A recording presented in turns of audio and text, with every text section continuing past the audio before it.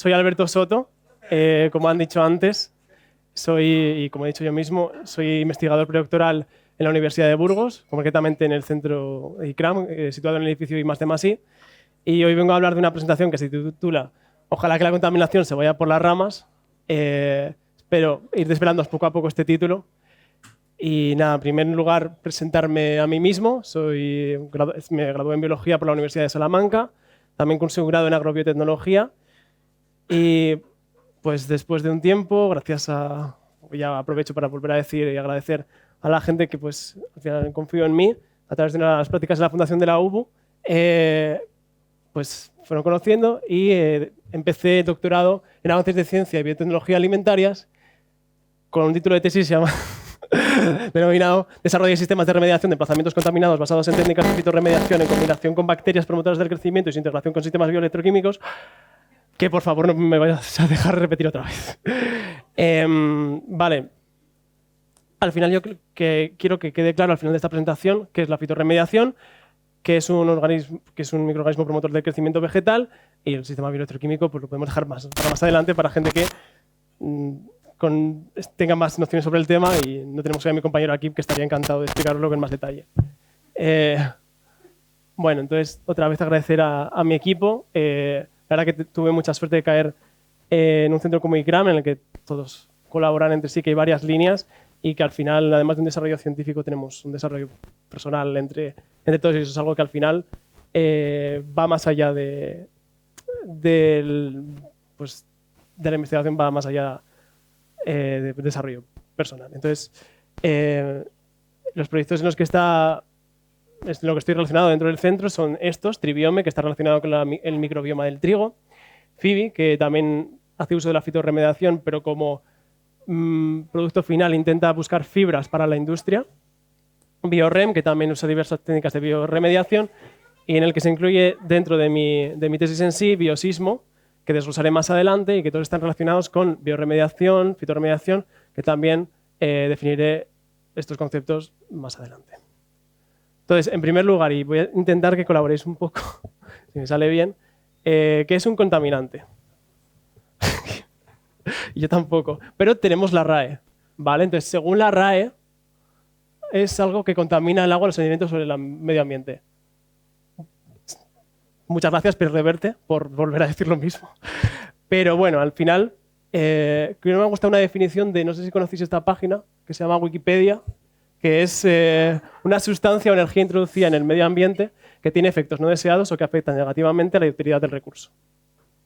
Por energía, porque también se denomina a veces contaminación a la contaminación acústica. Quiero imaginar. Al final es algo nocivo para el medio ambiente que puede afectar pues a las diferentes partes del mismo, que puede ser...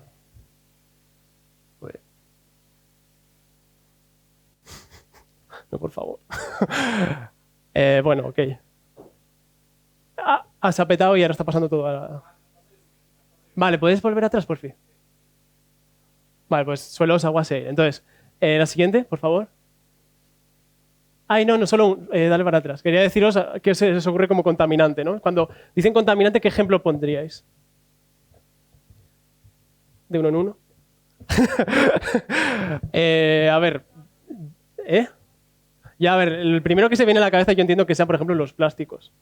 Pero voy a centrarme en otro tipo de contaminantes, que son los que al final vamos a intentar reducir sus niveles o degradar con esta tecnología. Entre ellos, por ejemplo, están los metales pesados, que son metales que pueden llegar a ser tóxicos incluso en bajas concentraciones y que son capaces de acumularse en los seres vivos, ¿vale?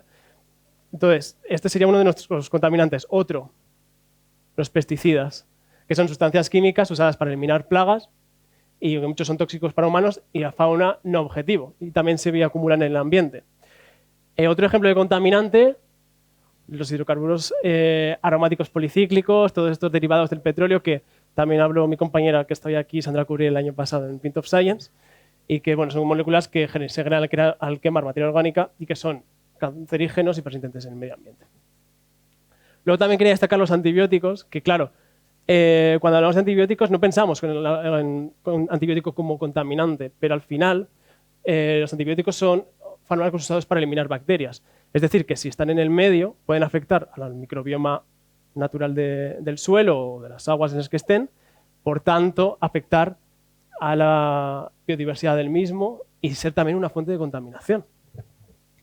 Luego hay otros como los bifenilos policlorados, solventes clorados, la propia salinidad también puede ser un contaminante o radionucleidos.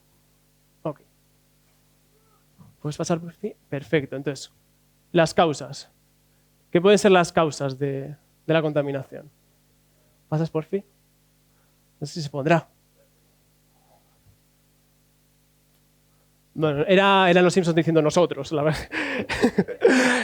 Bueno, entonces, la mayor parte de causas son descarga de aguas residuales no tratadas, escorrentías superficiales derivadas de la agricultura, que pueden ser pues, los pesticidas antes mencionados, fertilizantes, diferentes residuos, la minería e industria, los productos refinados del productos refinados del petróleo, etc. Como consecuencia, un tercio de los suelos del mundo están degradados. Y en 2023, según la agencia europea, había más de 250.000 sitios contaminados, que para este año se esperaba que superaran el 1.000.000, que no he podido encontrar información más cercana, pero bueno. Y también existen otros fenómenos importantes como la eutrofización, que no sé si sabéis en qué consiste, que es simplemente que como las aguas de escorrentía llevan a las balsas o a cúmulos de agua tanta cantidad de nutrientes, proliferan las aguas que se quedan en el exterior, impiden que entre la luz, mueren las plantas, se genera una anoxia y acaba por morir toda la fauna local. ¿Vale? Entonces, ¿cuál podría ser una solución que además de eficaz fuese sostenible, económica y que permita recuperar esos entornos contaminados? No lo sé, es que no nos va a salir. No lo sé. Bueno, pues una de las soluciones es la fitorremediación, ¿vale? La fitorremediación es una de las técnicas de biorremediación. La biorremediación en sí es utilizar seres vivos o enzimas para eliminar contaminantes. Fitorremediación es ponerle un prefijo y es utilizar plantas para ese mismo objetivo. Entonces, la fitorremediación aprovecha la facultad de ciertas plantas para almacenar y biodegradar contaminantes, es decir, para descontaminar suelos, depurar aguas residuales o incluso descontaminar aire interior. Son capaces de captar o inmovilizar los diferentes contaminantes a través de su sistema radicular y estas plantas que son capaces de hacer esto son las denominadas hiperacumuladoras, que si fuese el contaminante metales podrían ser metalófitas y hay una nomenclatura asociada a cada uno de los contaminantes, ¿vale? Pero podemos hablar de hiperacumuladoras, que creo que la definición va más allá de si tienen un 1% del peso total en el contaminante en sí, pero vamos, no tiene sentido aprender esta definición para este momento. Entonces, ¿cuáles son los diferentes tipos de fitorremediación? Hay un montón, ¿vale? Dependiendo de cómo esté presente el contaminante o la herramienta que tenga la planta para combatirlo, ¿vale? No todas las plantas tienen las mismas herramientas. Algunas son capaces de fitoestabilizarlo, es decir, enviar unos compuestos desde la raíz que hagan que el contaminante se estabilice ahí y no sea accesible para el medio ambiente, es decir, lo mantienen ahí pero no lo suman a su organismo, no lo degradan. Otras, por ejemplo, la fitodegradación sí que lo degradaría. La fitofiltración es algo así como la fitoextracción, que es simplemente acumularlo, pero sería de aguas, no de suelos. Y la fitovolatilización, que es también incorporarlo a la planta y liberarlo al aire. Esta es un poco la más controversial porque al final no estás ni degradando ni aislando ese contaminante, sino que lo estás pasando a otro medio y tampoco sabemos un poco seguirlo exactamente y volvería a estar el problema en otro estado. Vale, entonces, aquí hay una serie de plantas que están descritas como posibles candidatas para la fitorremediación, dependiendo del mecanismo que tienen, el ciclo de vida y demás. Algunas de ellas pueden ser el propio junco, el arundo donax, el maíz, el tabaco, la propia colza. No sé si habéis fijado ahí en cannabis sativa, que no me acuerdo ahora qué es, pero podemos hablar más adelante. Vale. Entonces, ¿cuáles son las ventajas de la fitorremediación frente a otro tipo de herramientas para reducir la contaminación? Pues que tiene un menor coste, tanto ex situ como in situ, que es fácil de monitorear porque al final son plantas y tú les puedes hacer un seguimiento bastante controlado, que ambientalmente es un método seguro, se puede usar, y esto lo podemos debatir un poco igual al final o en preguntas, se puede usar ingeniería genética con ellas, aunque no está permitido en la Unión Europea, haciendo más eficiente el proceso de fitorremediación, y luego se puede hacer una valorización de los recursos utilizados. ¿Cómo? Pues diferentes estrategias como la fitominería, es decir, por ejemplo, imaginaos que las plantas almacenan metales. Pues mediante una incineración rápida, toda la materia orgánica pasaría a ser carbón y el resto quedaría como biominerales, que son más eficientes desde el punto de vista de aprovechamiento. Luego también se pueden producir fibras para la industria. ¿Esto apunta? Sí. Fibras para la industria, es decir, son cultivos que puedan ser fibrosos y esas fibras se pueden aprovechar para otros menesteres, la verdad, no hay otra palabra. Que habiendo hecho un estudio previo de que no se acumulan esas partes. Por ejemplo, esto que está aquí, que se puede usar de fibras para la industria, es cáñamo, que es una de las plantas modelo en algunos casos para la fitorremediación. Y luego también es posible producir biocombustibles mediante otros procesos como la pirólisis o la gasificación.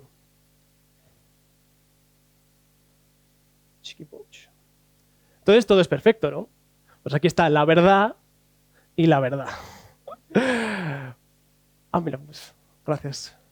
Entonces hay una serie de limitaciones asociadas a este mecanismo, porque si no todo sería idílico y todos usaríamos la fitorremediación para eliminar contaminantes. Uno de ellos es el limitado alcance de las raíces, es decir, las plantas necesitan absorber los contaminantes por las raíces para degradarlos o acumularlos. Y hay plantas que desarrollan un tipo de raíces más grandes o más pequeñas o que tardan más tiempo en formarlas. El crecimiento lento y la poca biomasa. Hay que tener un equilibrio entre la cantidad de contaminante que está presente en el suelo y la cantidad de biomasa que produce esa planta. Las plantas hiperacumuladoras, en un ambiente muy saturado de contaminación, se cree que pueden eliminar la totalidad, no la totalidad de contaminantes, sino que lo hacen no preocupante para la exposición en torno a 2 o 25 años y las no acumuladoras a partir de los 25 hasta más de 1000 años. Entonces, es un proceso bastante lento. Luego, no se elimina por completo los materiales que se han lixiviado, aguas subterráneas. Hay una propia sensibilidad del cultivo a la toxicidad del suelo, a pesar de que pueda tolerar esos contaminantes, al final las plantas pueden y van a sufrir estrés, porque los niveles son tan altos de los entornos contaminados que les van a acabar llevando a ese estrés. Esto puede acumularse en la cadena alimentaria, como hemos hablado de la bioacumulación, y son productos tóxicos en sí, en muchos de los casos, y alteran la biodiversidad cultural. Al final tú estás introduciendo unas plantas que no son propias o no son endófitas, que no son endémicas del sitio. Entonces al final acabas alterando la biodiversidad. Era Michael tirando. Entonces es una buena herramienta, pero al final pues puede fallar. Entonces, ¿cómo podemos ayudar a este proceso de fitorremediación? Hay diferentes mecanismos para ayudarlo. Entonces, uno de ellos es las enmiendas naturales, que incrementan la disponibilidad, por ejemplo, de contaminantes, si no hablamos de metales, o la retención de nutrientes. No sé si habéis hablado hablar de los biochar, que podemos, si me podéis preguntar más adelante si eso, desechos, se pueden utilizar desechos de papel, residuos compostados, etc. Luego también hay enmiendas químicas, que lo incrementan de igual manera, el EDTA, el SDS. Se puede hacer ingeniería genética, como he dicho anteriormente. Al final puedes sobreexpresar genes que sean capaces de degradar que se expresen en la planta y sean capaces de degradar ese contaminante o absorberlo. Y organismos que promuevan el crecimiento vegetal. Organismos asociados a la planta que incrementen el desarrollo radicular, que sinteticen hormonas vegetales que permitan un desarrollo adecuado de la planta en condiciones de estrés, que aumente la capacidad de absorción de las raíces, etc. Y de estos últimos es de los que voy a hablar más a fondo, ¿no? Los PGP, los Plant Growth Promoter, los microorganismos promotores del crecimiento vegetal, que los más conocidos son las bacterias y los hongos. No sé si habéis oído hablar de las micorrizas, creo que sí, que son hongos asociados a las raíces de algunas plantas y que mediante los austorios, que son una especie de estructuras que tienen ellos en las hifas, aumenta también la absorción de nutrientes. Y, por ejemplo, aquí pongo un ejemplo de las leguminosas, que tienen aquí estos puntitos, que son nódulos, que son bacterias, Agrobacterium tumefaciens, que son capaces de fijar nitrógeno, y que el nitrógeno es un nutriente limitante en el desarrollo de la planta. Entonces pueden ayudarlo de diferentes maneras, superando estreses abióticos como estreses bióticos, es decir, pueden ayudarle a combatir otro tipo de bacterias o de microorganismos que sean capaces de dañar a la planta, pero también condiciones de estrés de las que hemos hablado antes, contaminación, salinidad, acidez, temperatura. ¿Y cómo lo hacen? Pues mediante síntesis de hormonas vegetales, producción de agentes quelantes que unen algunos contaminantes a ellos mismos, lo hacen accesible a la planta, solubilizan fosfato y otros nutrientes para hacerlo más accesible. Entonces tienes todo este tipo de herramientas que ayudan a la planta a crecer de una manera más adecuada, aunque haya ese estrés. Vamos, básicamente tú júntate a mí y habrá éxito. Quita. Pero bueno, entonces yo he venido aquí a hablar de mi libro y... Joder, perdón por todos los vídeos. Les voy a hablar de mi proyecto de Biosismo, ¿vale? Biosismo es un proyecto europeo que busca reducir contaminantes, tanto metales como compuestos orgánicos como demás, mediante diferentes mecanismos de bioremediación. No solo usan fitorremediación, sino que también hacen uso de bacterias para los mismos, pero nos vamos a centrar en esto en concreto, ¿vale? Entonces, es un proyecto europeo que tiene diferentes partners en Europa, unos están en Portugal, Francia, Eslovenia, y hay diferentes sites, entornos contaminados, en los cuales se intenta reducir esta presencia de contaminantes. Nosotros en concreto estábamos trabajando con un entorno contaminado que es agua, que tiene residuos de industria y demás, y que tiene mucha acidez y gran presencia de metales pesados, ¿vale? Otros partners usan chopo o sauce, dependiendo un poco también de los contaminantes presentes en el suelo. Y la planta que nosotros usamos es esta de aquí, que es el carrizo, que no sé si os suena, pero es lo habitual que te puedes encontrar al lado de los ríos. ¿Por qué el carrizo? ¿Vale? ¿Por qué Phragmites australis? Pues el carrizo es una planta hiperacumuladora de metales, lo que he dicho anteriormente, ¿no? Es capaz de almacenar, también es capaz de almacenar otros compuestos como antibióticos o productos farmacéuticos, pero en este caso es hiperacumuladora de metales y vamos a usar este mecanismo para desarrollar el sistema de fitorremediación eficaz. Es una especie de planta perenne macrófita, es decir, necesita agua en su desarrollo y es emergente, aunque enraiza en el fondo, parte de ella está sumergida, el tallo está sumergido, aunque sobresalga luego. Entonces, esto es ideal para entornos contaminados que sean aguas residuales, ¿vale?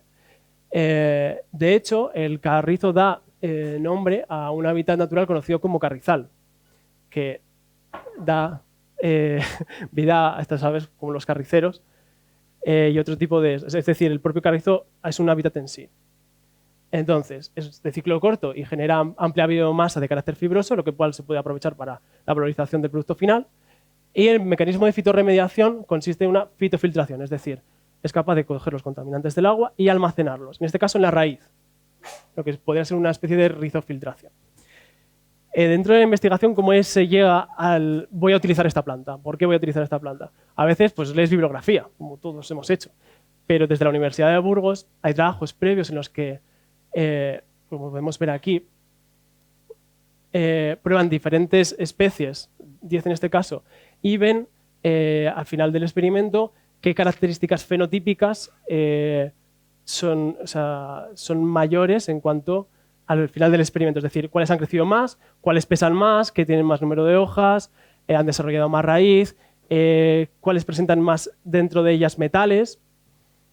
Y de esas 3 luego se hizo un estudio, o sea, de esas 10 se seleccionaron 3, se hizo otro estudio posterior para ver cuál era la más óptima para nuestro site en sí y cuál era la que mejor se podía mezclar con el sistema bioelectroquímico de mi compañero aquí, y al final se acabó decidiendo por Phragmites australis, ¿vale? Por todo lo que he comentado anteriormente. Entonces, tenemos una planta que es capaz de acumular metales. ¿Cómo lo hacemos? Vamos a aumentar esta característica, como he dicho anteriormente, ¿no? Mediante promotores del crecimiento vegetal. ¿Cómo hemos obtenido esos organismos o microorganismos promotores del crecimiento vegetal? Pues de un experimento en el cual estaban las plantas que están por aquí expuestas al agua contaminada, hemos aislado de la parte endofítica y epifítica que es un vocablo un poco raro, pero al final es de la parte radicular, lo que está pegando y lo que está dentro. Y con ellas se han realizado diferentes ensayos. Aquí veis un poco el método de extracción, que fue coger una raíz, sumergirla y plaquear las bacterias que estaban presentes en un gel de agarosa, en algo parecido a esto, o sea, en un gel de agarosa, no, perdón, en una placa con un medio rico de cultivo y agar, pero pajita. y a partir de ahí, hacer sucesivos pases hasta tener especies individuales o cepas individuales. Entonces, hay diferentes test para determinar que un organismo es promotor de crecimiento vegetal o no. Y para que sea caracterizado como uno, basta con ser positivo en uno de estos test. Solubilizar fosfato. Veis que estos de aquí forman un halo alrededor de... Esto es una placa que tiene fosfato, ¿vale? Fosfato cálcico. Entonces, si es capaz de solubilizarlo, hay este cambio de color que simboliza que lo están solubilizando. Síntesis de fitohormonas vegetales. El IA se conoce también como auxinas, que promueven el crecimiento vegetal, también la formación de raíces adventicias, las raíces secundarias, lo cual promueve también la absorción de nutrientes y en este caso, contaminantes. La producción de sideróforos, que son moléculas que se unen a ciertos metales, en este caso hierro, y lo hacen accesible a la planta, porque el hierro es cofactor de diferentes enzimas y es vital para su desarrollo. Y luego también otras actividades, como ADC desaminasa, que están más involucrados en un equilibrio hormonal entre etanol y auxinas, que si son más curiosidad podemos hablar más adelante. Vale, entonces tenemos estas especies aisladas y caracterizadas. Entonces las secuenciamos para saber lo que hay. Porque para llevar a cabo esta herramienta tenemos que asegurarnos de que no son peligrosas ni para el medio ambiente ni para nosotros. Entonces las secuenciamos. Que es llevarlo a casa a hacer una extracción de ADN y que nos digan AAGGCCC y luego lo buscamos en la base de datos y hacemos toda la búsqueda bibliográfica circundante. Entonces, ¿cuál es nuestro fin? Es exponer las bacterias que tengan estas características positivas a la planta, solo estas. Entonces lo que vamos a hacer es intentar que la planta crezca en condiciones in vitro, en condiciones que no estén expuestas a ningún otro tipo de microorganismo o organismo que intervenga en su desarrollo. Entonces lo hacemos mediante estos... Vale. Se puede arrancar desde callos, que puedes seccionar un tallo y demás, pero en este caso estamos utilizando semillas, ¿no? Entonces, primero las germinamos, y les dejamos un poquito, usamos estos botes porque al final les dejamos un poquito más de aireación. Fijaos que yo no el fin de semana no las he movido y que están como orientadas hacia donde tenía la luz, para que veáis lo que son los tropismos en 2 días. Y luego las pasamos a una especie de mini bioreactores, que es un poco la pequeña escala de lo que hemos visto anteriormente, donde se aislaron, en las que aquí va a estar el agua contaminada y aquí arriba va a estar la planta.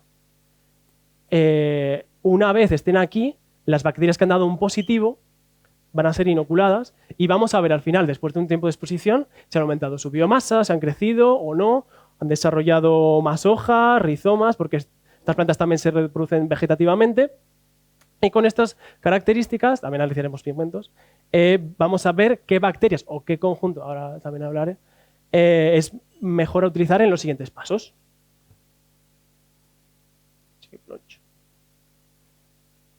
¿Puedes pasar por fin? Vale, entonces, aquí, ¿cómo podemos inocular las bacterias? Se puede hacer de 3 maneras. Directamente desde las semillas, sobre el sustrato en el que están aquí las plantas, o sumergiendo las raíces en las plantas. Entonces, también hicimos una investigación prima para ver cuáles eran los resultados más óptimos poniendo una misma cepa en concreto y vimos que lo más óptimo es, una vez tenemos el cultivo a nuestro crecimiento óptimo, inocularlo directamente en el sustrato, ¿vale? Luego también lo que hemos hecho durante mi estancia es desarrollar consorcios. Un consorcio es una combinación de bacterias. Entonces hemos intentado, de entre todo el pool de bacterias que tenemos, ver cuáles son las combinaciones en las que crecen mejor y tratar de inocularlas en la planta viendo las diferencias entre las mismas, ¿no? Aquí en la izquierda de cada una de las fotos tenemos el control para cada uno de los... O sea, aquí hay agua no contaminada, en la de la derecha está el agua contaminada. Se ve que ha crecido bastante menos en todos los casos en el agua contaminada. y el número de arriba indica el consorcio que es. ¿Vale? Entonces, los que tengan, después de unas réplicas, mejores resultados van a pasar a la escala real, a la escala de mesocosmos, y se va a mezclar con este sistema bioelectroquímico. ¿Puedes pasar, por fin? Y nada, como caso práctico, además de en el ámbito de investigación, pues por poner un ejemplo real, que se está usando la fitorremediación para intentar descontaminar entornos contaminados. No sé si os suena el desastre de Andalcollar, que es la rotura de una presa en las cercanías del Parque de Doñana, en 1998, de una empresa sueca, una empresa minera y de obtención de diferentes metales, colapsó, y muchos de los entornos adyacentes están altamente contaminados, sobre todo de zinc. Y una de las propuestas que se ha llevado es intentar, mediante la fitorremediación, eliminar este tipo de contaminantes. Con esta planta, que no sé si os suena, que son los altramuces. Y nada, ahí no he encontrado datos recientes, así que simplemente pues sé que están intentando llevarlo a alguna ría de Coruña y demás, pero que no es algo que se quede solo a escala de investigación, sino que puede ser una vía real para reducir la contaminación. Y yo creo que con esto es todo. Perdón por los imprevistos, y si nos ha quedado algo claro, bueno, aquí están los diferentes proyectos en los que colaboro, el QR de los mismos, y si nos ha quedado algo claro o queréis hablar más detenidamente de alguna de las cosas, pues estoy dispuesto, por si pasas. Así que muchísimas gracias por atendernos, y gracias al Quinto Science por darme esta oportunidad.